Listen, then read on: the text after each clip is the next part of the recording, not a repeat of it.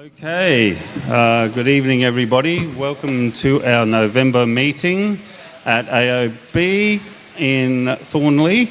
I'll declare the meeting open at 7:32. Good evening everybody. I'm Tony Spirenberg. I am the TLCC President. Sorry. We've got a bit of a different format tonight. I'll call on the committee members as we go along. So just introducing myself at the moment. I just want to start thanking Jimmy and Nick for hosting us tonight. And I also want to thank the members who helped with the barbecue. Excellent work as always.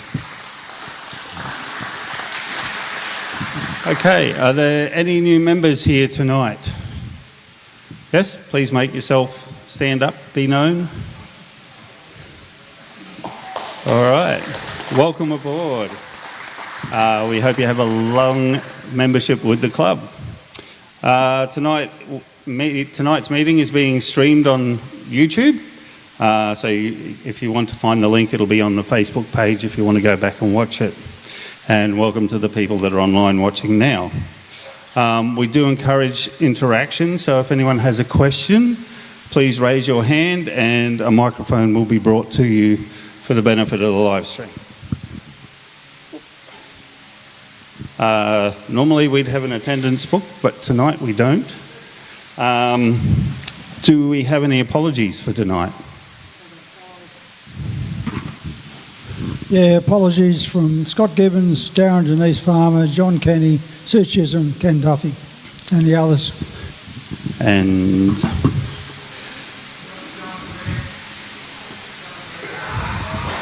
John Gregg. Okay, we had the minutes from the previous meeting up here. Are there any issues with them? Did anyone read them? Okay, can I get a move and second from those that read it? Scott, Gary. All right, okay. Going into my President report, we had our recent event being Halloween. Happened last weekend it was? Not this weekend, just gone, the weekend before. It was a good event. It was attended by a lot of people. They had a spooky walk and all that type of stuff. So it went really well and was enjoyed by everybody. The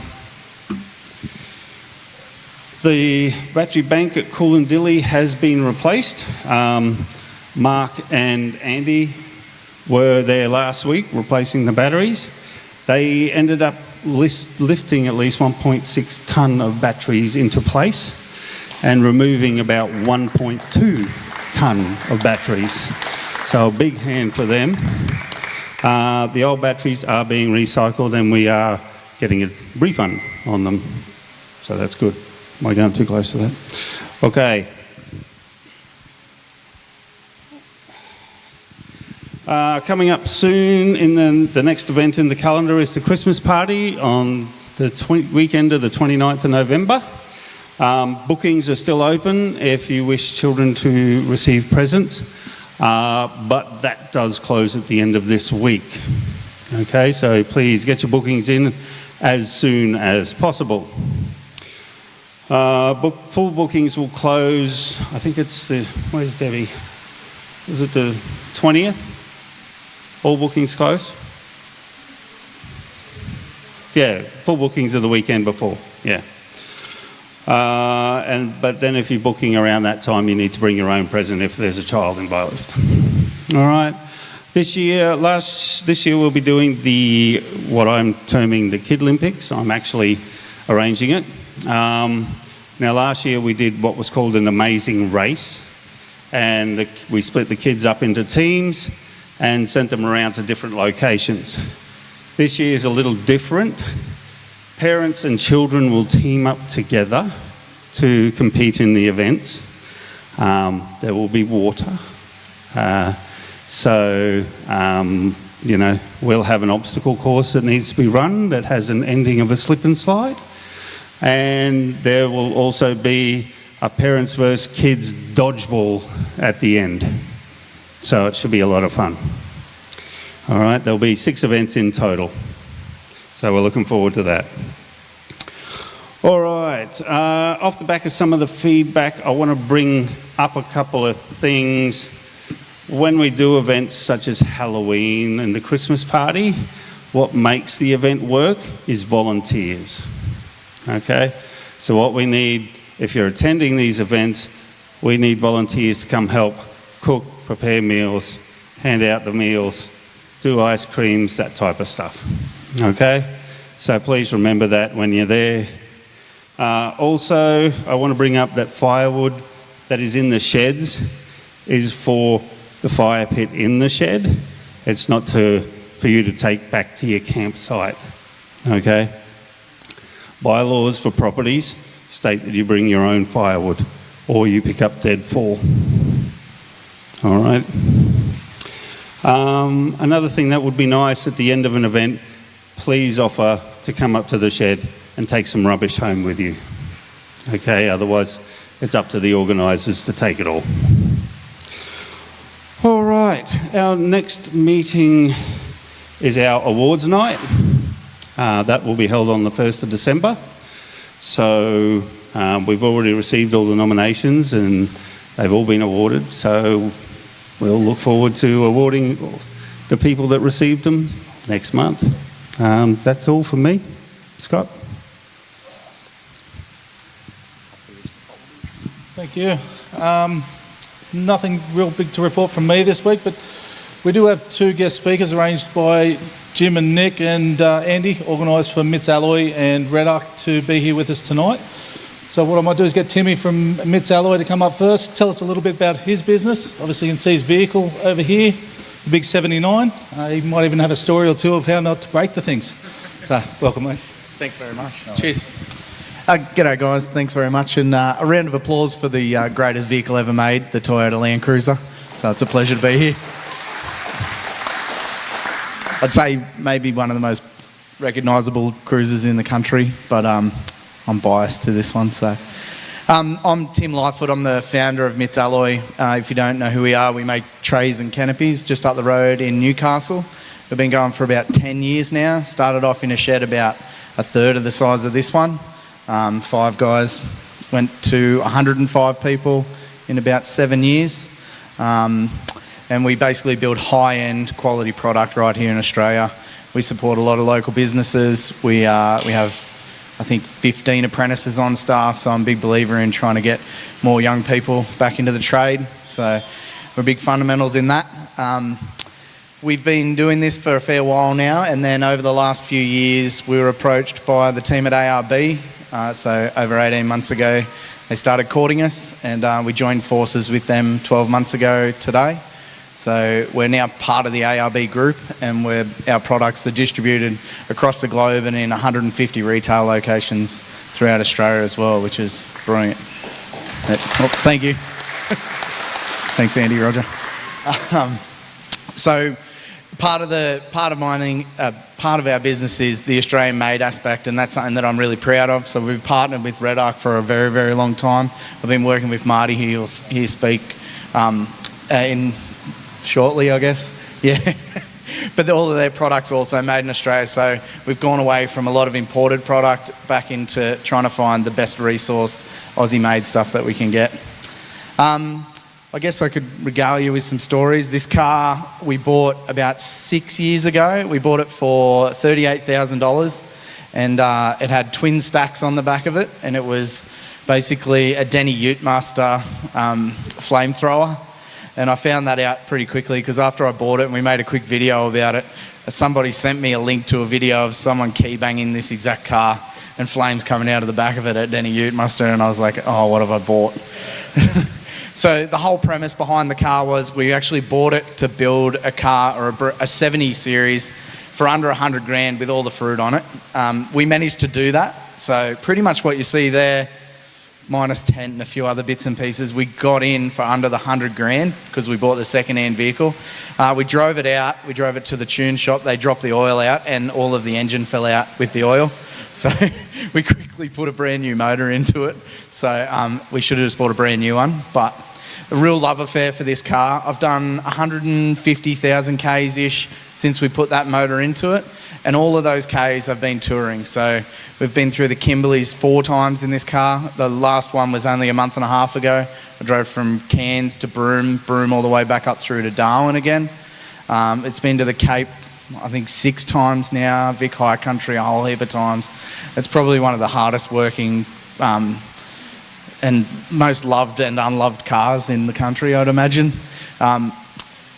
From the money that we've spent on this, we've tallied every dollar since we bought it up until what it has cost to sit here, and we've spent just under $400,000 to keep this car on the road. Luckily, it's been a marketing expense for Mitts, but it's a true love affair of mine. And I'll keep this car forever. It's been my car since I owned the business, and when I sold it was the only thing I kept. I said, no, I don't want to lose it. I want to make sure I get to have this for as long as I live as well. But yeah, that's a bit about myself. Has anyone got any questions at all? I'll be here if you want to come up and have a chat, have a look over it. If you want to know anything about product, more than happy to run you through that as well. Cheers. Yes.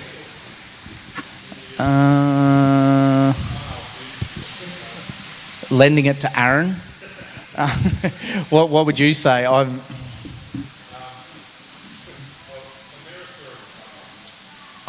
Yeah. We're on Lorella Springs, so you can't actually get in there. This is Richard. I'm just going to hop in. We've got people on the live stream. Could you repeat the question so that the people on the live stream can understand what the question is? Sure. Thank you. Sure. Marty's question was, what's the biggest oopsie that you've done in the 79? So we're on Lorella Springs up in the Gulf Carpentaria, and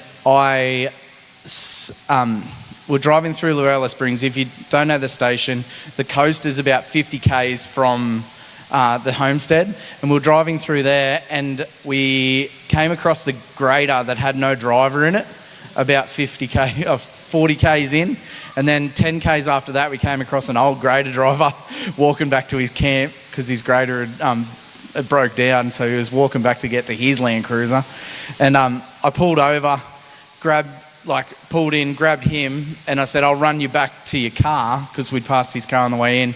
And he goes, you haven't got anything to drink? And I said, yeah, I do. What do you want? And he goes, a rum. And I said, okay, I'll get you a rum.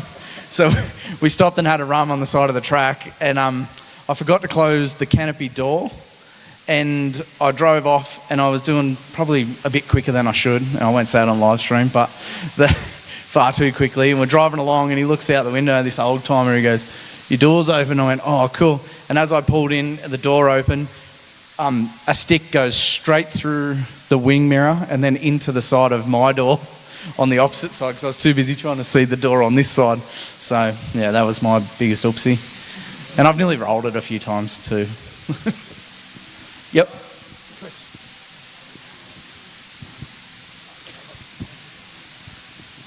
I noticed you haven't got a winch on the front of that. It's probably a good idea because you spend a lot of your time saving other people when you, or have you, I suppose? Yeah, got one in there. Oh, I can't see it. Anyway, my question is, I'm all of the $400,000 you've spent on the vehicle, what would you consider to be a couple of really good things for a person who's buying a stock standard four-wheel drive? What would you recommend that they put on it, please? A bar work.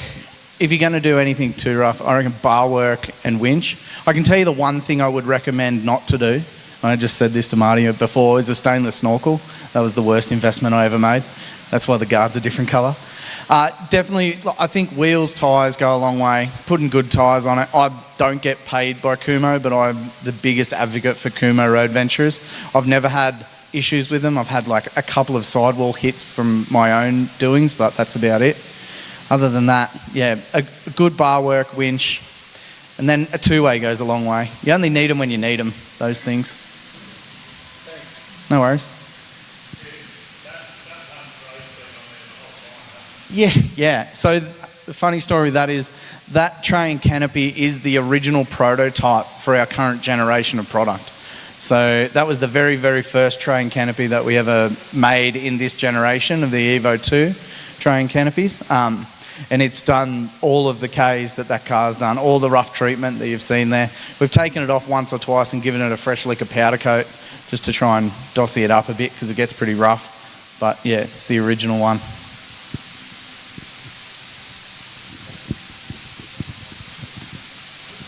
So the wing doors on these things, right? Like I've got these on mine as well. How many have you put on that? We know you like to drive at 220 kilometres an hour out in the middle of Australia with them open. Yeah. I think we've replaced probably 6 or 7 sets. Most of them are from falling onto them. Yeah. So, yeah. Well, that was my next question. How many times has that been on its side? Twice properly. Properly? Yeah. Not properly? Oh, probably 10. Yeah. Yeah. A rest is a rest, right? If you can push it back over, that's a rest. A proper one's when it's on its side and you've got to get pulled back over. We know it's had a lot of water through the cab. Yeah. Now, mine out there, we get water in the cab. Well, we saw what happened on 24/7 when they took the next gen Ranger through up north. Yeah. It was no go. I've flooded that. Knee height. Dashboard. Knee height. Knee height. The dry. What's the name of that? It's not the Drysdale. Up in the Kimberleys, we cross this river. The Pentecost. No, there's the Pentecost, and then Drysdale's the other end.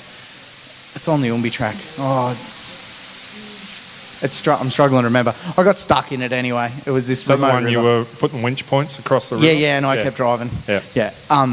But I had to clean up over my knees at that point. And it's never really missed a beat. I did fill the diffs with water on that trip and then continued to drive it for another 20 days without realising that I had diffs full of water. But we weren't going very quick. You were driving down to Sydney not that long, about a year ago, I think it was, and you had a breather hole in the side of your gearbox. Yeah. What caused that? So we're driving to Melbourne show 2 years ago. Last year. Was it last year? And we noticed there was oil dripping out. Oh, no. We're driving to Melbourne and the transfer case let go at 110 k's an hour on the freeway and basically exploded everything out from underneath it. So we replaced all of that sort of stuff, and then we put new transfer case in, new bits and pieces all in the driveline to get it back up to spec. And then we were driving it to Melbourne again, trying to get there for the second time. And there was all oil dripping out, and then there was half of the gearbox that actually come away as well. So we had to go and find a new gearbox to put in it that night. And recently you were driving down the road a little bit sideways because the wheels wouldn't go in the right direction? The front of this car, you'll actually see all the panhard bolts and everything are welded in or tacked in position so they don't come loose. That's just because it's copped a hard life and it's really, really had a hard go. But we've tack welded them in. We did that on a station in the Kimberleys a couple of months ago, so just had to get us home. One of my panhard bolts fell out. I was following Toby Price, and I was lucky enough to hang out with him for a week or two, which was brilliant. And we were driving along, and I was doing about 60 k an hour. The panhard came out, and one went that way, and I went sort of this way and speared off into the scrub. But that was a bit of fun. Now, you probably don't know this, but one of the reasons why Tim's a big fan of Toby Price is in an earlier life, he did have Red Bull written on his back. Yeah. Sitting on 2 wheels. You want to tell us a bit about that? I was a B-grade motorcycle racer for a little while before I started Mitts Alloy. So that's my claim to fame. But yeah, thanks, Marty. Thanks for the interview, welcome, mate. Very good. I haven't got anything to talk to Marty about. I'm a clean skin. Thanks, Tim. G'day, guys. So I'm Marty. This is Cam. We're from REDARC. So REDARC started, 46 years ago now. Bob Mackey was the original owner of REDARC. Now, Bob started REDARC by getting a contract by Porsche Motorcars. So Porsche Motorcars said to Bob, we need an ignition system. So Bob designed an ignition system for REDARC. Now, REDARC didn't have a name back then, so this is how simple that name came about. He looked down, and guess what he saw? A REDARC. And that's how REDARC began. About 35 years ago, Anthony Kittle, the now owner, and Michelle Kittle, and Michelle's father purchased REDARC from Bob. Now, the business has grown, so I've been fitting REDARCs. I'm an auto electrician, so I've been fitting REDARC products now for, I'm going to say 36 years. Back when I was an apprentice, I remember us ordering 3 products of the same thing to make one work. So we'd fit 3, and the third one would always work. That's how ordinary they were back then. But once it worked, we knew it would work forever. And never ever would we get it back after that. So to think about how far Anthony's brought that business from a business that we would buy 3 of to the most reliable electronics in the four-wheel drive and caravan industry is amazing. It's a testament to the man. He's an incredible man. Tim spends a couple of days with him a year. He jumps in the car with me for 3 or 4 days a year and travels around. Now, I look after the mining, industrial, fleet and emergency services and MITS Alloy, because Tim's special. And Cam looks after? I look after all your retail, like the ARB, all our distributor networks, so Cool Drive and Napa, Repco, as well as the complete RV market, so caravan manufacturers, camper van manufacturers, and the likes of that as well. So everything you see on the table here, bar the batteries, are built completely in Adelaide. Why don't we build batteries here in Australia? It's cheaper not to. We control the factory that builds these batteries for us, just like we do our inverters. Our inverters aren't built here in Australia, they're built in Thailand. But everything else that we have here is built in Australia. So we have what we call 3 SMT lines. So what they do, you got circuit boards going down a line, bunch of little robots, arms moving around at crazy speeds, placing components on the boards. Now, question, how quickly do you think we can place, how many components do you think we can place in 1 second on our board on 1 SMT line? Come on, give me a number. 50, 12 components a second is what we can do on 1 line. We've got 3 lines. So if you think about how many boards we can run through each of those lines in a day, it blows your mind. Now we've just built our first pretty well fully automatic cell, which is what's building the BCDC Alpha 25 and 50. 2 robots, one person building it. We can build one of those in 60 seconds. So yeah, pretty amazing. We don't build them in 60 seconds, we take longer than that, but that's what we can turn that machine up to. Now our old BCDCs used to take us a lot longer because we would put potting in there and it'd have to go through the oven, we'd have to bake it. So we've moved away from that. These new units, a lot smarter, they actually live in vacuum. So they're actually in a vacuum chamber in there. And what that allows us is to control the thermal aspects of the operation of the unit much easier and simpler. And we don't have thermal overloads where they would turn themselves on and off all the time to reduce that heat like our earlier ones. We've currently moved into building REDWorks panels. So these panels, which Cam's going to lift up here, this is one of. You'll see more and more of these coming out. You'll be able to buy them from the likes of ARB. The idea of these is to make it easier for the DIYer and also workshops that are busy. So the likes of ARBs or even your auto electricians are pretty time poor. So putting one of these in, it's pre-wired, plug your battery in, plug your loads in and you're done. So it makes life a lot simpler. There's a whole array of these coming. I think we have 7 coming out next month, and then there'll be 6 coming out next month, and then I think another 12 are due to be released next year. So a lot of new product coming for REDARC. Now, something that is pretty exciting, I'm going to let Cam talk about, is the new 100R. Okay, so as everyone's well aware, DC-DC charging in the past we've been limited to 25 amps and 50 amps, but people have been wanting to charge large loads in their vehicles or in their caravans, we are now running with a 100 amp hour DC-DC charger. It has all the usual specs that we've got, the green power priority, solar and DC input. What we can do with the Manager BCDC 100R is we can derate the DC input as well to suit your alternator. We have start battery recovery. If your start battery goes flat, you can do a 15-minute hard charge back from your auxiliary batteries to your start battery to get you going, as well as solar charge back to the start battery. Once your auxiliary batteries have utilised all the solar that they can get, it will then take that excess solar and charge back to your start battery as well to keep that topped up.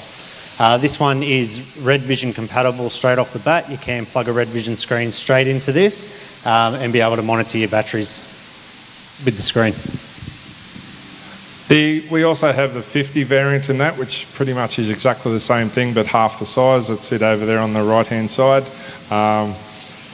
Much smaller, but yeah, half the size. Well, it's half the current, so we make it half the size.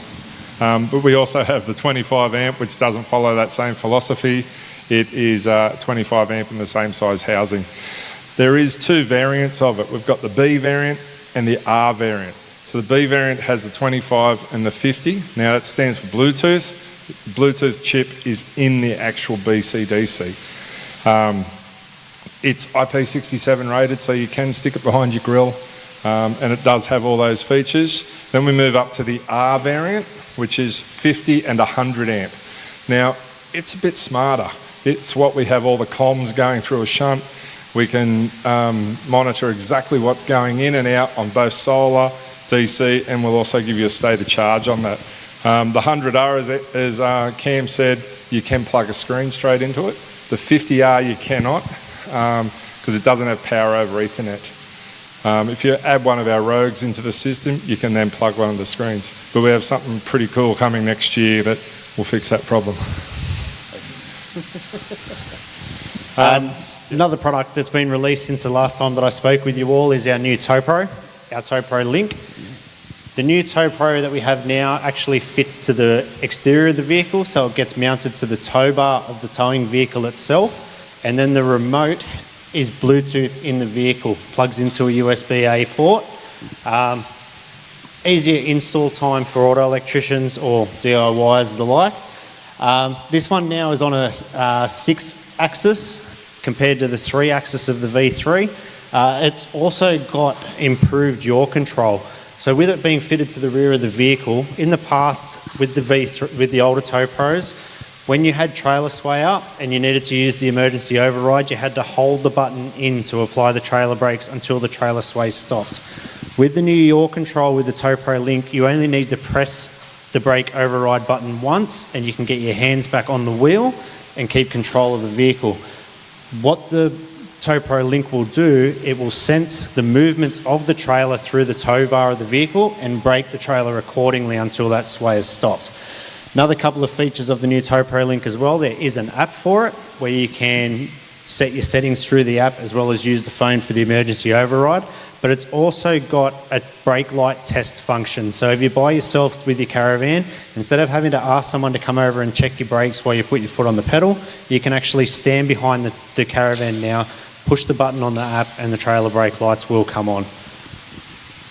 Something that's cool about this as well is a lot of the new vehicles don't have a firewall grommet. Some of them actually have gel in the firewall. So I had a customer ring the other week, I just drilled a hole in the firewall and all these goops coming out. Yeah, you shouldn't have done that. So what they're doing, a lot of the manufacturers now, what they're doing is they're actually taking the cabling in behind the guard and coming in through the A-pillar or coming right in underneath and coming through. Now that's pretty difficult to get to. So the other beauty of the Link is you don't need to get through the firewall. You get to the battery, you get to the back, and the controller is connected, a hard connection via Bluetooth. So yeah, it's pretty clever for that. Yank trucks are going to love it because they have a plug at the back that you just plug it into. It's done. Easy install. What else we got here, Cam? The new batteries we mentioned a bit earlier. We touched on those. Yes. So we have now released our new lithium adventure batteries. They come in a 100 amp, 200 amp and 300 amp hour variants. They're all a 1C battery, which means, for example, 100 amp hour battery can receive 100 amps of charge and can discharge at 100 amps continuously. So that's good for about a 1200 watt inverter. The 200 amp hour battery has 200 amps of discharge, so you can run a 2000 watt inverter off a single battery. And the 300 has 300 amps of discharge, so you can run a 3000 watt inverter off one battery. They've got a built-in heater. Lithium shuts off when it gets to zero. It won't accept 0 degrees. It won't accept any charge. With the heating system in these batteries in the BMS, you'll be able to still continually charge and discharge your batteries in temperatures below 0 degrees. So how that works is you won't even know it's doing it. So a couple of the guys were down in Tassie at one of the shows with our old batteries in one of the Hiluxes. They had to get in and cut all the batteries to get them to turn back on. They just got too cold. So what happens with these, it'll see the charge input, and what actually damages lithium when it gets cold is the charge input. Not so much what's coming out of it. Yeah, it's not great for it, but it's the charge input. So you run a fridge or whatever when it's cold, no problem. So what they do, when they see that charge input coming when they're under temperature, they turn off the battery, and that power now goes to the heater and the loads that you need to run. Once it gets back up to temperature from the running of the heater, it'll turn back on. So it happens seamlessly, you don't even know about it. Pretty clever. Now, MITs have now moved over to the 100 amp battery in their builds. They were our biggest buyer of our older batteries, the Alphas, which are still running, but the price difference is enormous, absolutely huge. So our Alpha battery, as you've probably picked up, Alpha means our top end, is retail is $3,300 for 150 amp hours. That 100 ampere there, $1,400 So yeah, you can buy a lot of those for one of those. So the batteries in my ute out there, 3 of them, you're almost at $10,000. So pretty expensive build real fast. So yeah, obviously Timbo and the boys have gone to the hundreds, and yeah, they're proving themselves to be pretty amazing. They're IP67 rated as well. So Toons in the GME Patrol, ute, he's got one of the hundreds mounted underneath the tray. Now I don't know if you know that ute, but it's as flogged as this thing is and as loved. But yeah, he's got it mounted up underneath the tray of that ute, so it sees all sorts of horribleness. Yes, mate? Just wondering with those, how many cycles for the life are we looking at? 50? 6,000 on the new ones. 6,000, there you go. So yeah, 6,000 cycles. So my ones are 5,000. So yeah. So what does that equate to? 10 to 15 years. Yeah, 10 to 15 years of use. So I get the question a lot when we're at shows, especially when we're talking about the Go Block. So the Go Block is our 100 amp hour battery block, which, you know, you remember the old fishing box we used to stick a battery in and we'd have a BC-DC bolter to? Well, the Go Block is that already built for you. Aluminium case. It's basically got the BC-DC 50 in it, alpha, and all your USBs, all your cigarette lighter sockets, Anderson plugs, all that sort of stuff built on it. It's about $3,200, $3,300. People go, oh, when you say that to them. So, okay, let's do the math. 100 amp hours of lithium. It's 19 kilos. We're going to go and buy 2 AGM batteries, 100 amp hour. Remember, we can only run these down to 50%. So we're buying 2 100 amp hour AGMs. Lithium you can run down to 0. So, okay, so they're going to be around 25 kilos each. So now we're lugging around 50 kilos.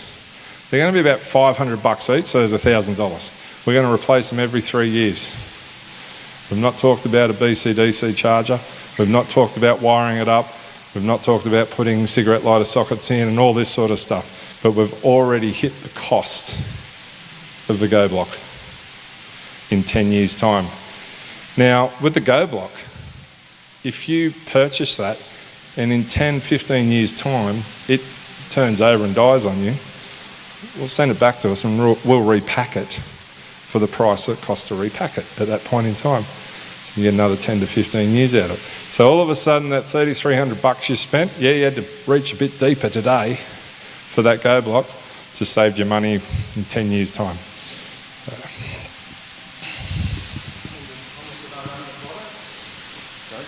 I said, any comments about under bonnet? Under bonnet for lithium? Yeah, don't do it. Why? Why? I'll tell you why. So let's say you're going to buy this battery here. You're going to spend $1,400 on it. You're going to put it in an 80-degree environment. Probably going to last you 3 or 4 years. Guess what you could have done? Bought a $500 AGM to do exactly the same thing. Yeah, don't waste your money. It's not needed. They turn off too once they get over 80 degrees. So, yeah. So lithium will derate above that 80 degrees threshold as well once you get under the bonnet. What a lot of people don't realise is these lithium battery companies that do promote that their lithium can go under bonnet. But if you read the fine print, they come with a 6-year warranty. The moment you put it as under bonnet use, that warranty gets slashed to 2 years. Most of us have space to put lithium in the back.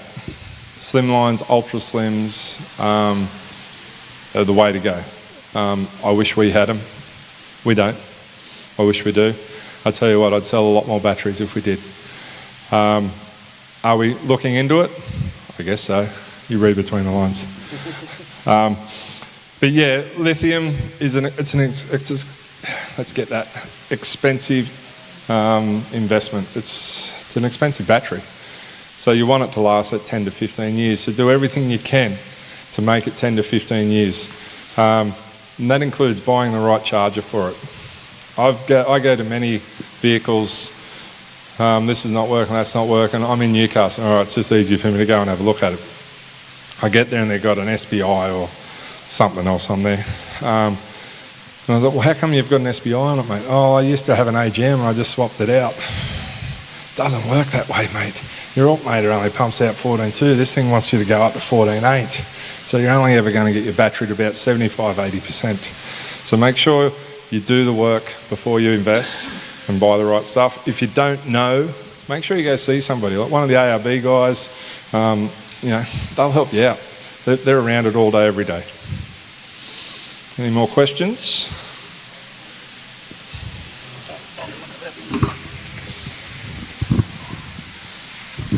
Yeah, thank you.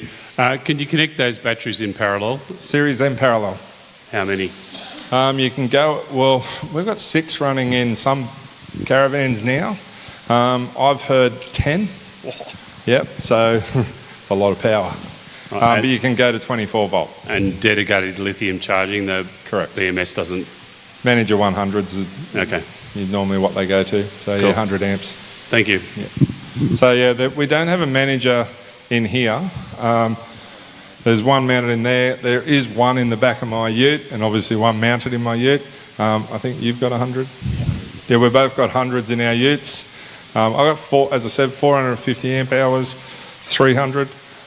So 3 hours from dead flat, 4.5 hours from dead flat. How often do I get it dead flat? Every time I camp.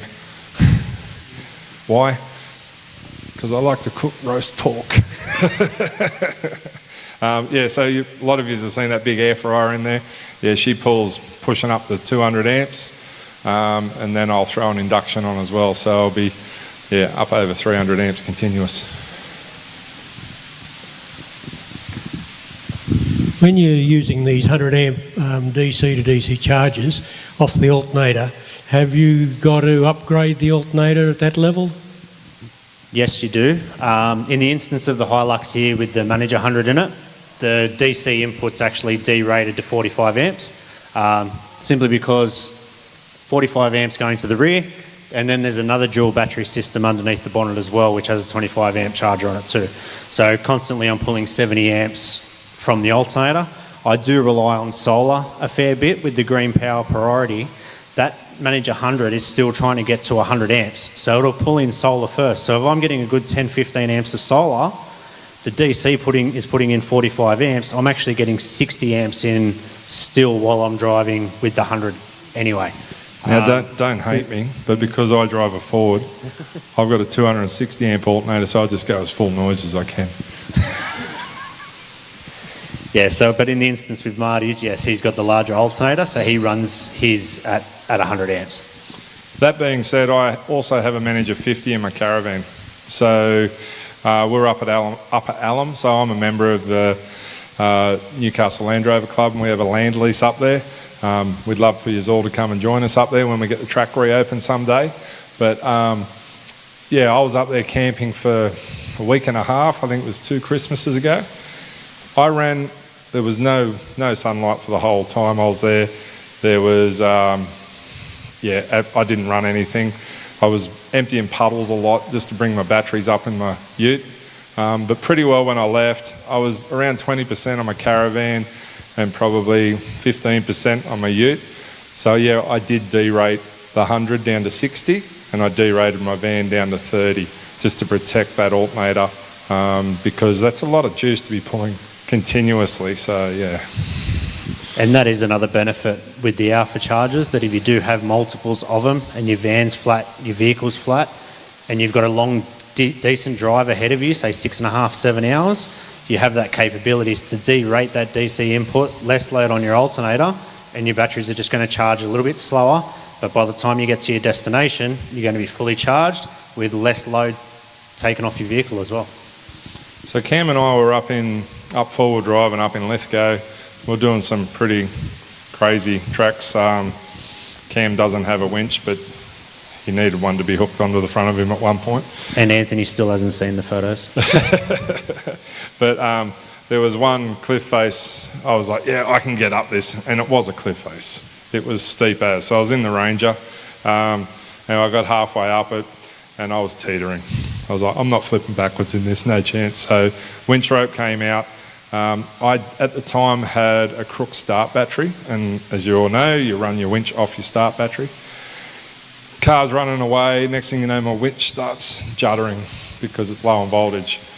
So with the Manager 100, what I did was I actually put it in recovery mode. Didn't know if I should or what damage it would do, but you know what? It made my winch work better, so it worked as far as I'm concerned. So what recovery mode does, I got caught out over in between Exmouth and Carnarvon, and I was setting up camp. I had the stereo going in the Everest I was in. It had a go block in behind the seat, and I was having a good old time while the rest were off filming some stuff. And I sort of thought to myself, it's been running for a little while. I'd flattened the start battery. So the walk of shame I was thinking about, but then I realised there's a go block in the back, and I didn't have to do the walk of shame.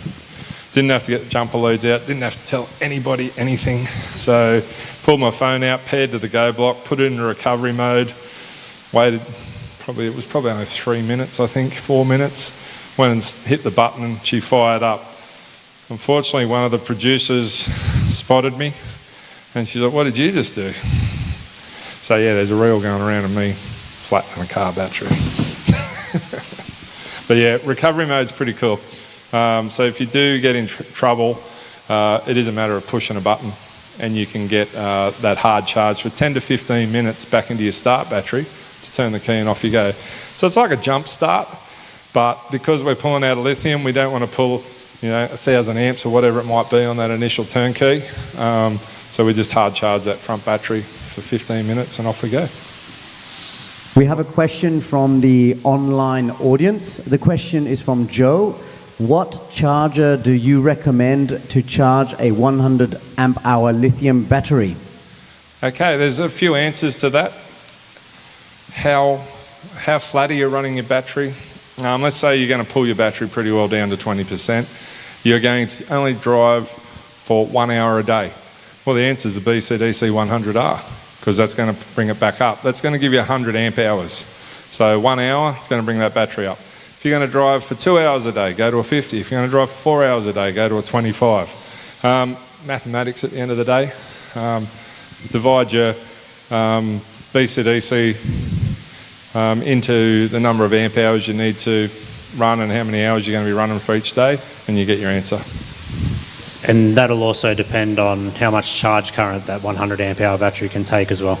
Yeah, so some batteries out there can, so these ones, as Cam mentioned before, you can put every charger we've got onto them and put 100% into them.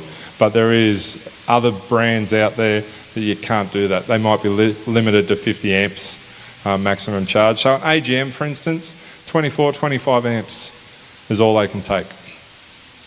Thank you. So yeah. Anyone else? All right, if you're too shy and you don't want to put your hand up, we'll be around for a little bit longer, so come and say good day. Thanks guys. No worries. Thank you. Thanks, mate. Thanks, All right, thank you very much. I'm going to call up Mark now for Treasurer's report.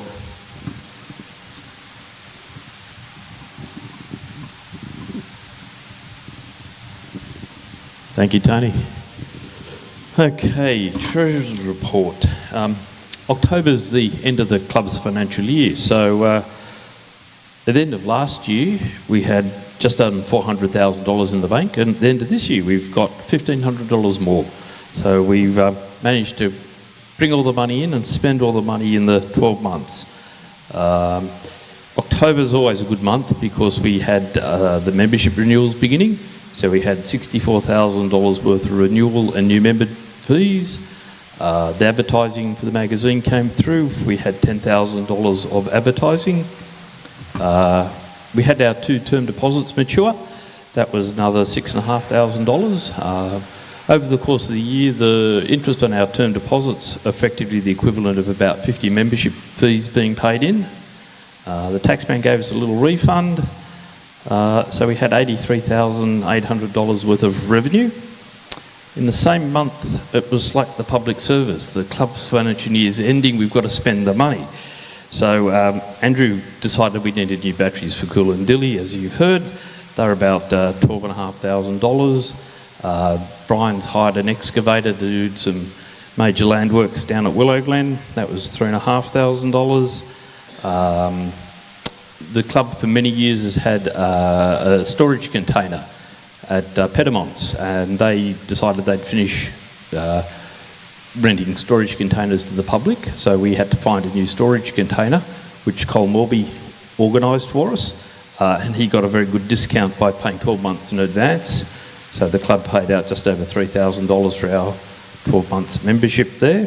So in the total, we spent $25,000 for the month of October, leaving us the $402,980. Thank you. Thank you. Can I get a move and second for that? Thanks. Right. Alrighty, education.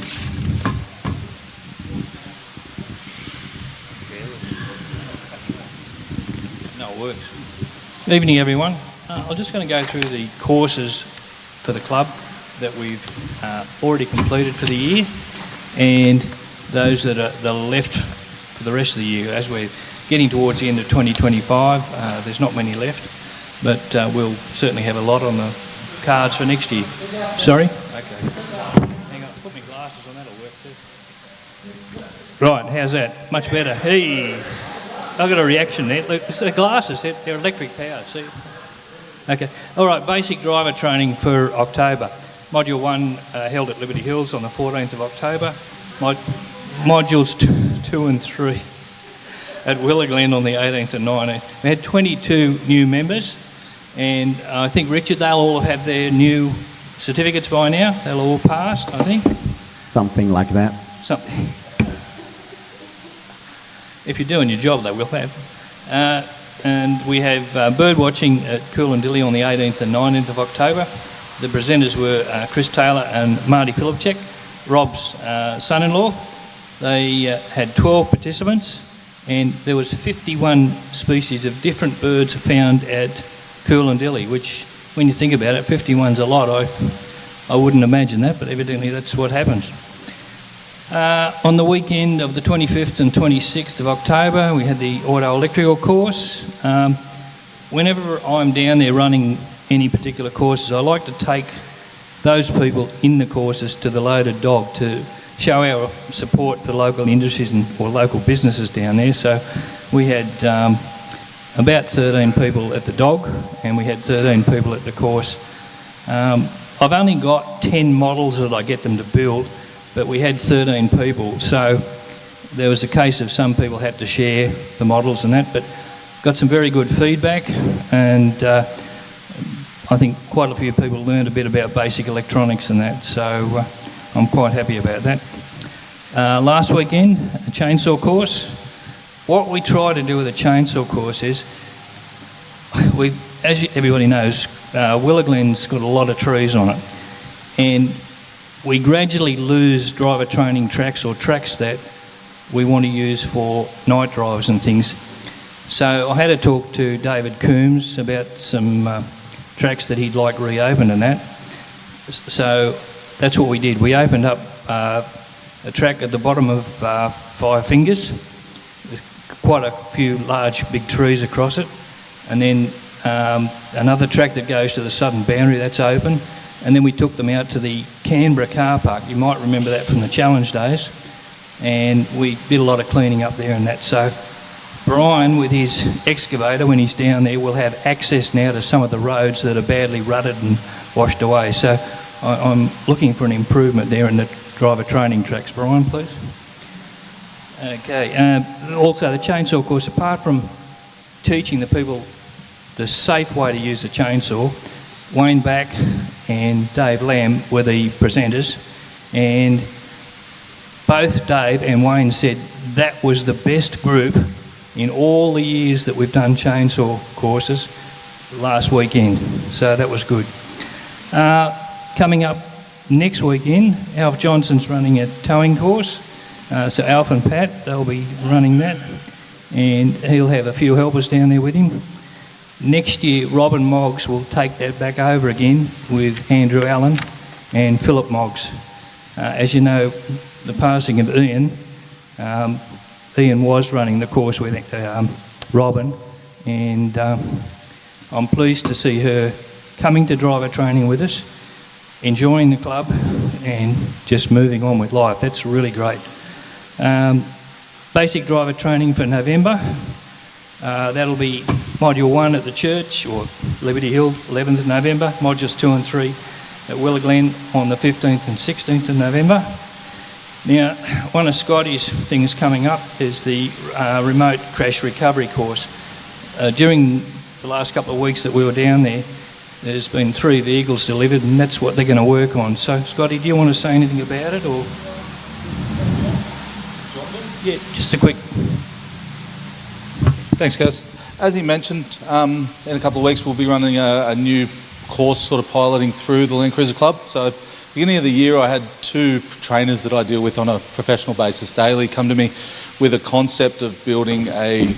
Sorry for interrupting. Could you please hold the microphone close to your mouths and yes, project your voices? We can't hear you at the back of the room. Thank you. No worries, Richard. So they approached me... You can do this. I know it. They approached me with a concept to educate four-wheel drivers and travellers in what to do in a situation where we might come across in the middle of nowhere with a rolled over vehicle or a crash, and how to attend to that. We had long chats in regards to how they'd run it.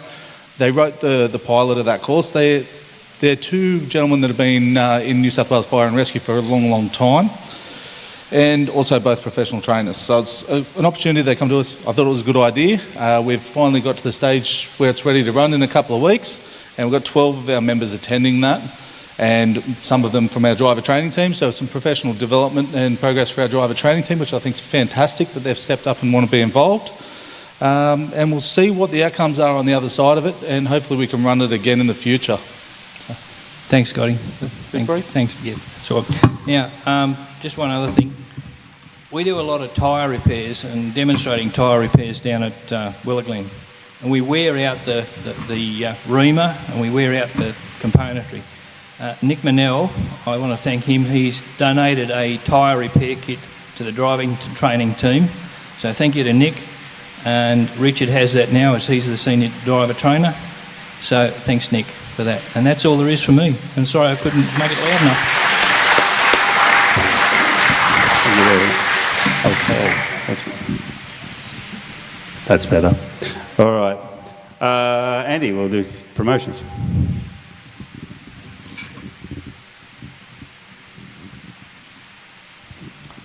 Thanks, Tony. Richard, can you hear me, Richard?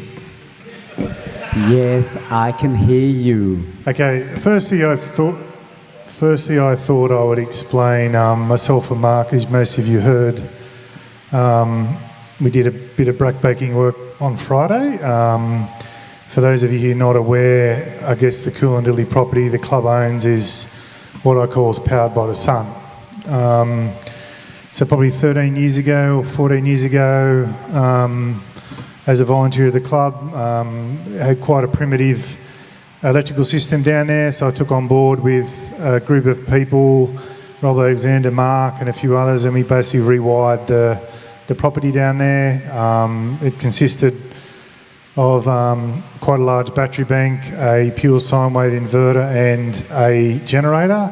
And the generator is purely backup in case the batteries get to the stage of going flat. And basically we have 2 strings of 24 volt solar panels. They run through a charge controller, and what the charge controller does, it basically maintains the health of the batteries. Those batteries are around 14 years old. Brian's crew maintain those batteries. I think Colin's done quite a bit of work. The batteries are getting very tired. We all know our car batteries where they start to see the green growth in it around the terminals. So a member of the club by the name of Steve Parbury, he was the secretary for a little while. He works for Toyota Materials Handling, and he has quite a strong relationship with Exide, which is G&B Batteries. They source the batteries, or Steve sourced the batteries for me for the club at a cost of about $10,000 cheaper than what I could buy them for. So a big call out to Steve. Because I guess that's $10,000 that the club still has, and what it means is club membership fees, obviously they've had a slight increase, but they remain low. So Mark picked me up at 6 o'clock on Friday morning. We went and borrowed Matt O'Neill's trailer. Matt's a member of the club. We loaded 1.7 tonne worth of batteries onto the trailer, and we towed them to basically the club property at Coolangatta.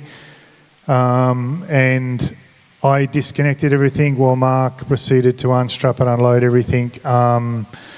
The two of us is all we could do to lift the 140 kilo. They're 140 kilo cells, 12 of them, and we basically put them back in place, put all the old batteries back on, and on Saturday morning we put the batteries, took them to recycle at Hornsby, and we got close to $500 for the old batteries, and I said to the guy, what do you do with these? He said there's only 2 companies in Australia which do this. They basically strip it and they recycle 95% of the product, which is in a lead acid battery. So I guess we got our REDARC stuff in for our vehicles, but the stuff that's in the little shed up near the toilet block, it's what powers, it's basically the hub which supplies the property. So I just also call out to Mark, because if it wasn't for him helping me out, we wouldn't have done it. So thanks, mate.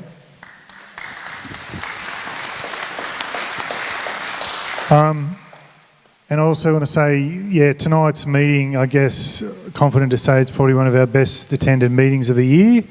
So I know it's been said already, but so thanks obviously to ARB Thornleigh. I think a lot of members bring their vehicles here, and also to Nick and Jimmy. I always email them sort of 4 to 6 months prior to the event, and I said, can we have a meeting here?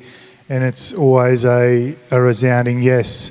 And you imagine for those guys, they probably leave home at 6 in the morning to start work, and when they don't leave their workshop tonight till probably 9:30, it does make it a long day. And also thanks to the people who helped me with the barbecue. And for those who also don't know, the sausages that you had tonight were actually donated by a member by the name of Don, and he owns Bendo's Premium Meats at 5 Dock. So, yeah, so all of those sausages we had tonight were donated by a member.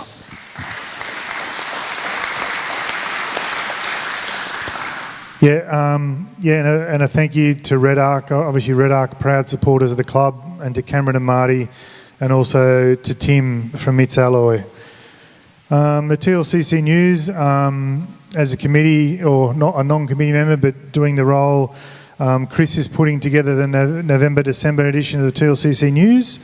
So there'll be a number of new adverts in the TLCC News. Obviously, we have K-On, who have come on board. There's replacement advertisers for responsive engineering and both Toyota adverts.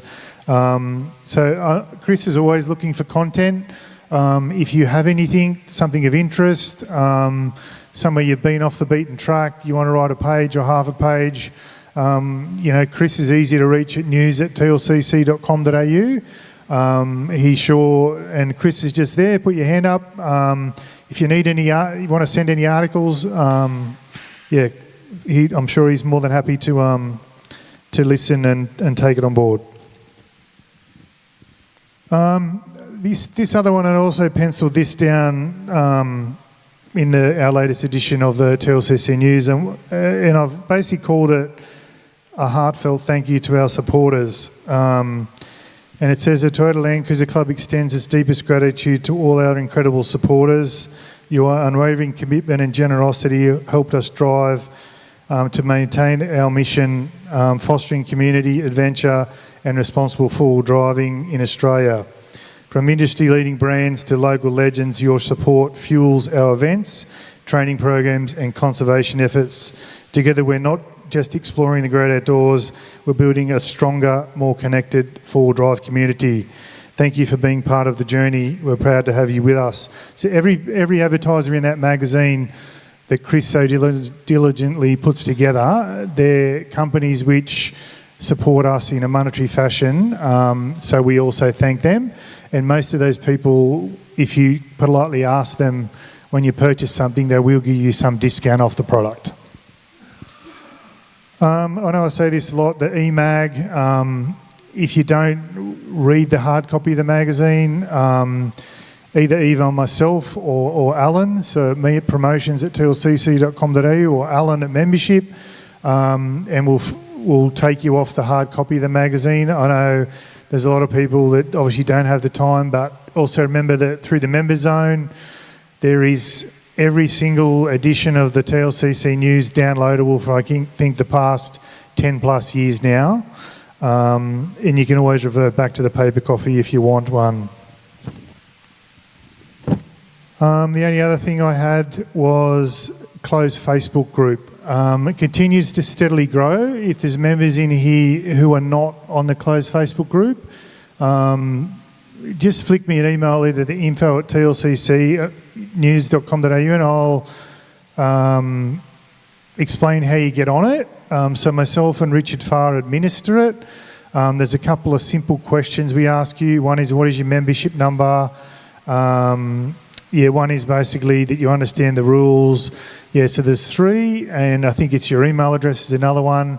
So I encourage you to get on it. So you see events like this, members ask questions, you can search on it.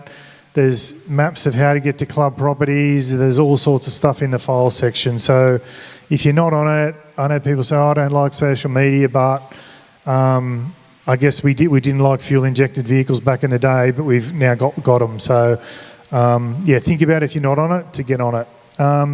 I do have some copies of the latest edition of the TLCC News at the back in a cardboard box.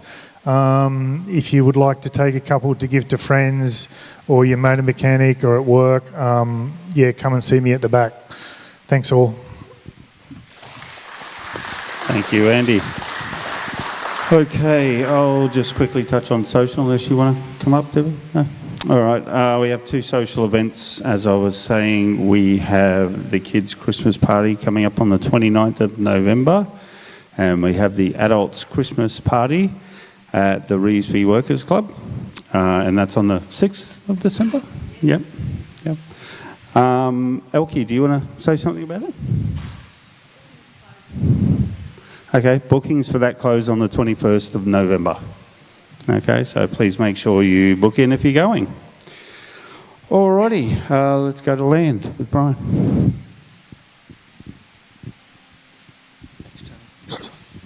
Evening, everyone. I hope this works too, Richard. Stirring you up now. Okay, there's been no working bee since the last general meeting, so things are a bit quiet in that regard. But people might recall I had a bit of a rant last month about rubbish being left on the property. I was very pleased to hear from a member who phoned me to say that they were guilty of leaving the cans in the fireplace, and they did apologise profusely for that. They put them in the fireplace ready to burn that night, but one of their members was taken ill, so they left rather hurriedly and didn't check their campground properly before they left. So I've accepted their apologies and their assurance that that won't happen again.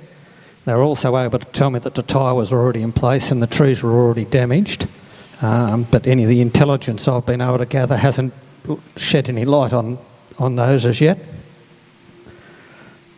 We have a working bee down there this weekend. People are most welcome to attend that. Our primary job will be to replace the sewer line from the amenities block down to the sewer tank that had been blocked with tree roots previously. Down at Willow Glen, NBN have started works down there, so they've put up a temporary fence and started to put their access track in and dug a big hole, which is now a swimming pool ready for their foundations for their tower. So hopefully that significant works and Mark can now get some more money in his coffers. As mentioned, the excavator is arriving down there on Friday the 14th, which we've got for a week. And there's probably more work down there than what we can cope with. So I'm open to bribery as to what gets priority, Gary, so we'll have to see what you've got. There will be works down there that the excavator can't do, so anyone that can spend any time during that week down there, whether it be a day or two, it'd be most appreciated. We'll certainly have something for you to do in opening up those tracks. And that's probably about it for me for this month. Thanks. Thank you, Brian. Speaking of bribery, if before you leave, there's plenty of bread rolls left if you want to grab some before you go. Okay, Alan, membership.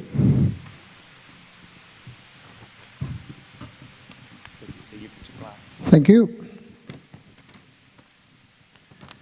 Being the end of the financial year, it's been fairly quiet with new members. I'm glad about that because we are really busy doing the renewals. But anyway, we've had 8 new members with 3 vehicles. So we've had 3 members who have returned, who have been away for between 1 and 3 years. And we've had 1 person return who's been away for 4 years. So that makes a total of 12 new members. As well as that, we now have 472 members who are financial, which reminds you all that fees are now due. And the total number of memberships, which includes 24 Life, is 970. So perhaps we might make the 1,000 before the AGM, who knows. Thank you.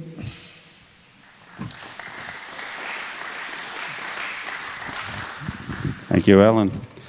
Alrighty, we'll go to Pedro with activities. Good evening, everybody. And look, isn't it so good to have four-wheel drive club sitting amongst four-wheel drives and a couple of beauties here. And it's also nice to see a whole lot of people that we don't normally see at meetings. I'm really liking that idea. We had a few trips run in the beginning of this month. The Monkey Bum Fire Trail with Jamie Turley. We had 5 cars and 5 people on that one. Monkey Gum, as you all know, is a really difficult track. There was a little bit of vehicle damage, but everybody reckoned it was a great day out. The bridle track in Upper Turon, led by Victor Ashleford. 3 cars, 4 people, and Victor's going to come up and have a word to us if I can see him somewhere. And then there was the Mungo Murray Sunset track and the border track that was led by Michael and Louise Cassidy. 4 cars on that one with 5 people. That trip I was on, and I did not think that I'd be driving 800 k's of sand and sand dunes in the western corner of Victoria. It just surprised me. If you can get down there, it's a great, great run. All vegetated desert, but yeah, good fun. The Funkana was also run, and I'd like to thank the team that put that all together and ran it. Apparently it was a great success, and we're already looking for volunteers to run that again next year on the October long weekend, and let's see if we can make that bigger and better. That was headed up by Anthony Morpher, and he did a real good job of putting it together. Victor, where did you get to? Yeah, right there. Do you want to say some things about your Turon trip? The weekend before last, we did a trip to the hill end, the bridle track, and the upper Turon. It was designed to be a fairly simple, relaxed trip. We drove to Hill End with camper trailers and stayed with all the bells and whistles at a very nice camping ground in Hill End, which is run by the National Parks. It's flushing toilets, hot water, hot showers, and there's even a camp kitchen there. So what we did on the first night, the Friday, we took over the camp kitchen and we all cooked and ate there and had a very nice time. And then we went back to one of the campsites where we did a campfire. The participants, it was, had hoped to have some new members there, but the one who did register had to pull out. So there was 3 old stages, basically. There was myself and John Gwynn, Dennis Norcroft and Michelle. And we had 3 vehicles. On the second day, which was the Saturday, we set off and retraced our way back towards Safala, but turning off to Turondale. And then we came across the Box Ridge Road, which is not one of the most well-known trips up there, but it's a very pretty drive through farming country and bushland, which brings you out to the beginning of the dirt section of the bridle track. Now, it's a bit slightly disappointing. The council has done a lot of work on the roads. So they're very smooth, they're very easy, but they're incredibly dusty. So we were covered in dust by the time we'd done the trip both days. The trip went well. We had all of the activities planned. We visited an old mine. We tried to cross the Macquarie River at Rootholders Road, but unfortunately there were a group of motorcyclists trying to ride across the river and having a lot of time pulling their bikes out of the water. So we gave up on that one. Damn motorcycles, always holding you up. Anyway, we continued on. We went up to the confluence with the Turon and Macquarie River, then down to another campsite before getting back to Hill End, and we did a wonderful timing there. We were just in time to get the coffee before the Kobe show closed. You want a question there? Did you notice, I heard that the pub may have been shut at Hill End. Did you notice if that was open? I'm sure you would have noticed. Yeah, I knew in advance that it was closed. The story behind what's happening there is the National Parks have put up the rent, leading the publican to say, I can't make a go at that. So he pulled the plug and it's closed. So National Parks have decided to renovate the Royal Hotel, which is currently closed. There was a little bit of sign of some work going on, but not a lot. But also as a result of that, Jim, who runs the bakery across the road, has also closed. And one of the reasons he's closed is because National Parks have decided in their renovation they're going to put in a coffee shop. And his argument is, well, there goes my business. So at the moment there's no bakery or coffee shop, there's no fuel available, and the pub is closed, most definitely. In fact, I would advise anybody who is going up that way, maybe think of Sofala as your hub rather than Hill End, because unless you're staying in one of the hotels or the motels there, there's probably not a lot there apart from the camping ground. Do you have any more questions? No. Okay, I'll just finish up. On the Sunday, we drove out through Sofala. We did a walking trip. Anyone doing Sofala? It's the general store at Sofala is also the Visitors Bureau, and they have a wonderful booklet there for a walking tour of Sofala. Grab a copy of that and do a quick lap around Sofala. Very interesting little town. The shop does coffees and pies, and then you can go up the road to the restaurant or cafe, which will do lunch, and a very good lunch there too. And it's wonderful because the ladies at the shop bring the coffee up to you at the restaurant. Good country service. And then the trip out through Turin Gates to Capertee.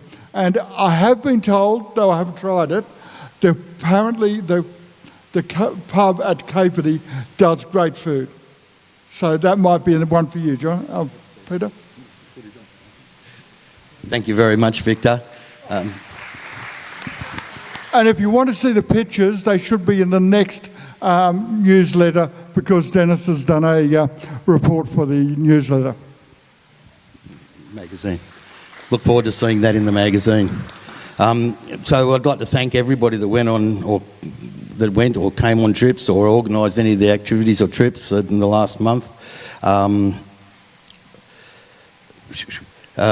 Participating at all levels by membership is what makes this club special. And on that note, I have some ideas for you to participate in.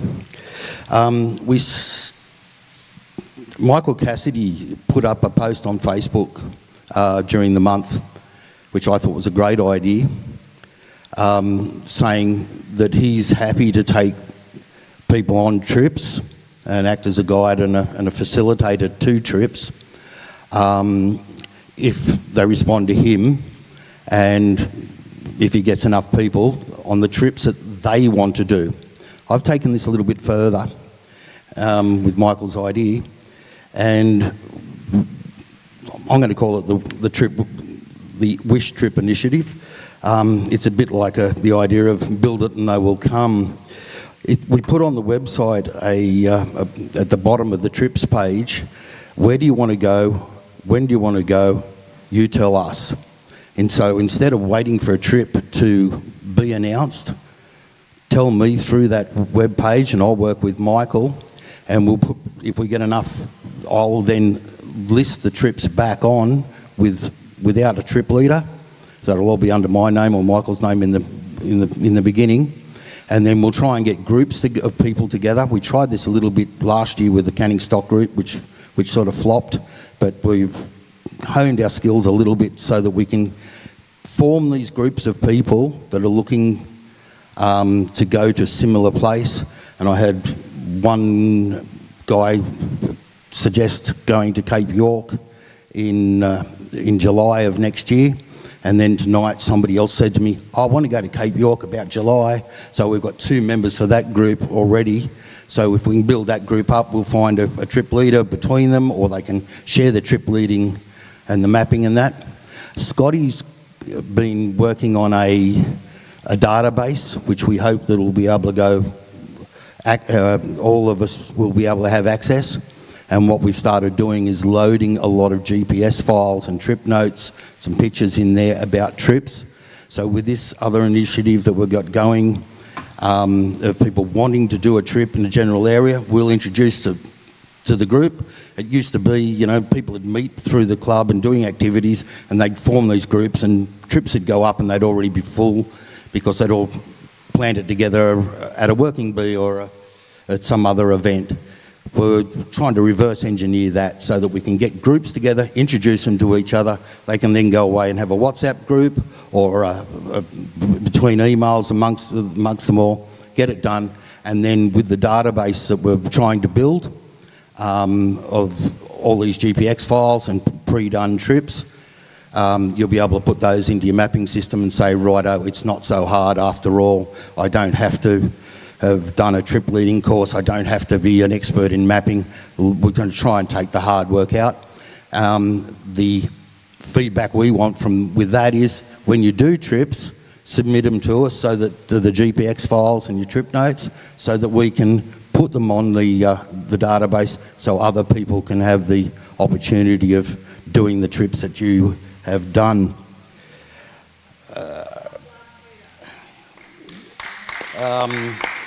So far on that, thank you. So far on that wish slip trip, we've got a 2-week high country trip in February, March. We haven't nailed it down, and I'll put that up on the website tomorrow so we can start building a group around that. A high country trip for the April school holidays, starting on around the 4th, which is the beginning of the holidays, going through to about the 19th of April. I'll put that up again so that people can build that around the school holidays and take their kids. The Cape York in July, well, let's build a trip around that. I reckon the club of this size, we should be doing a Cape York every second year maybe, a Fraser Island every year, definitely a high country trip or two every year, and a Fraser Island trip around August, September of next year. The Taylor run in August, good fishing. We'll put those on the website. Then also on the website at the moment we have the club picnic, November 20th at Auburn Botanic Gardens. I really like it because there's a Japanese garden there, and people that know me that I've built in Japanese gardens and that before. And I like koi and peacocks, so they're both there. Then there's that's Alf and Pat Johnson are hosting that one. Also, the Abercrombie Wanderings, November 22, 23. This one is listed as full, but it'll be led by David O'Connell, so I just want to shout out to him for putting that up. And hang on one sec. Another is a Victorian High Country from January 31 to February 8th, led by Michael and Louise Cassidy. This one is listed as positions currently available. And I know Michael, if he gets over full, he'll try and find another trip leader to do a second convoy. And then we've got Brian Chisholm running his Inland Western Australia in the middle of 26, which is full and has got a waiting list on it, but it's good to see that a really nice long Western Australian trip is in the pipeline for the membership. Thank you, everybody. Have a great night. Thanks, Nick, and ARB crew for letting us come here. It's always a meeting that attracts lots of attention, and I love it. Thank you. Thank you, Pedro. Alrighty, is there any general business from members? Yep, Chris.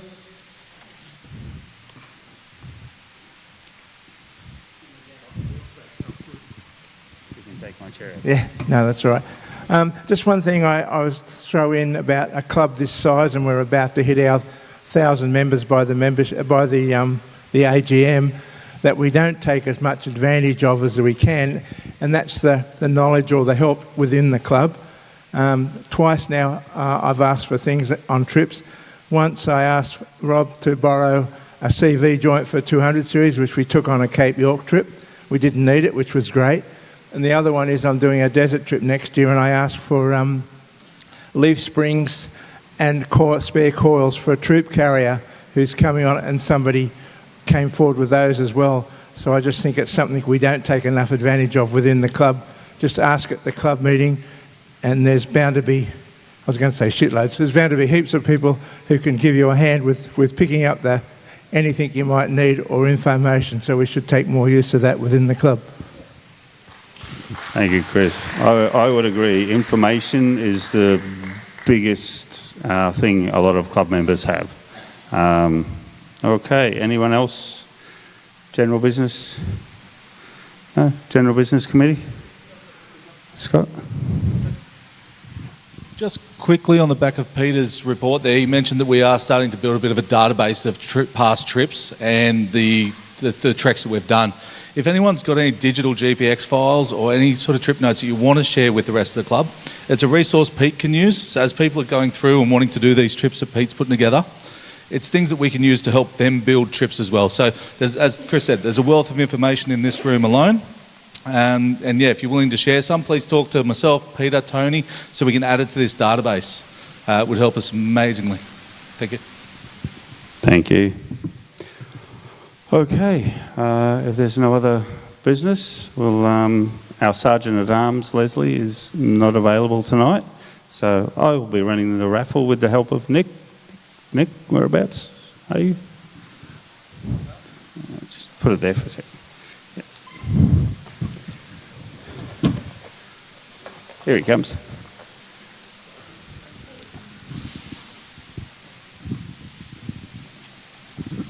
Thank you. Alrighty, now you're going to pick out my winning ticket from there. So, Okay, so we have purple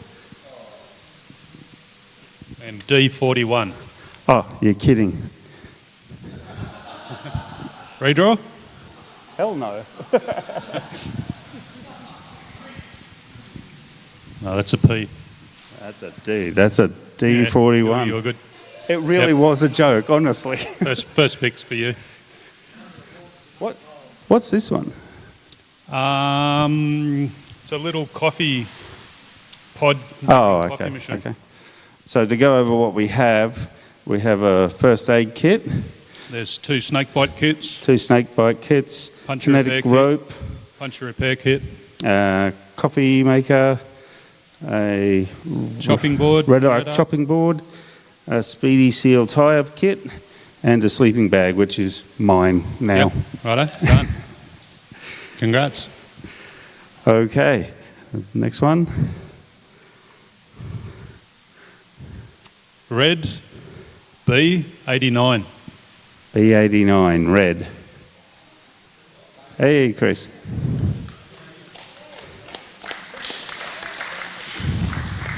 Thanks, Chris. Not the sleeping bag. Yep.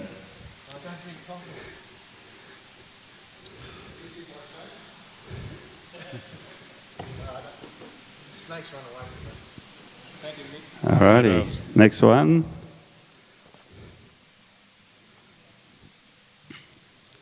Another red one, and B33. Red B33. Yep. All right, Debbie, come on up.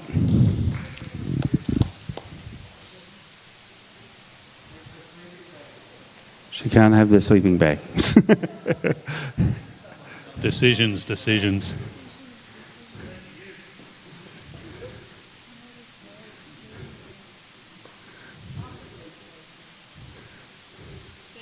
No worries, our pleasure. Oh, thank you. Just toss them there. Alrighty, next one. A blue A23. A23.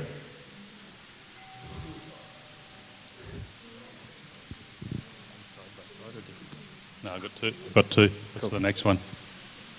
A23, okay. Anything but the sleeping bag.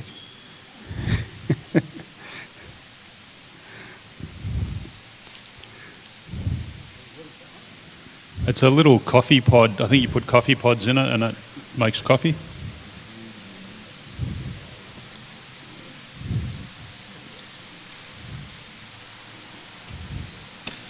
Alrighty. Next one. And red B57. Red B57. Oh, Andy, come on over. Not the sleeping bag. Oh, good. All right. No worries. That's from Mitz Alloy. Right, we've got another. Did you grab another two? Yeah, I got another two. All right. It's all right. It's the next two. Red B87. Red B87. Redraw. Redraw. All Thanks, right. Chris. Next ticket. You got this one too, Chris?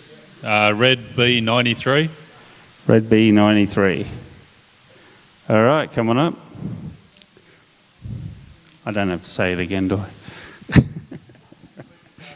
Not the sleeping bag.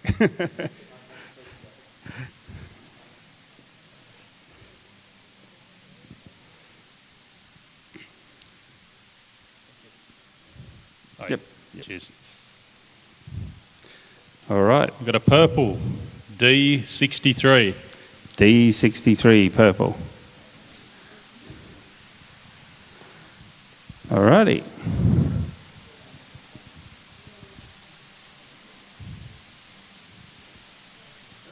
Anything on top of the sleeping bag? Not this. Sorry? I said anything on top of the sleeping bag. And lucky last is purple again.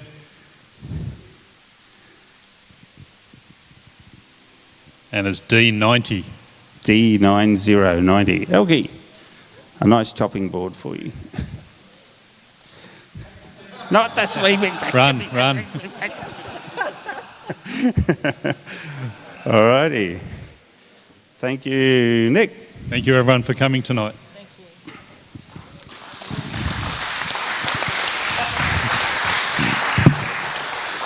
All right, that brings our meeting to a close at 9:02 p.m. Thank you all. The next meeting will be at Liberty Hill on the 1st of December, and that's our awards night. Thank you very much.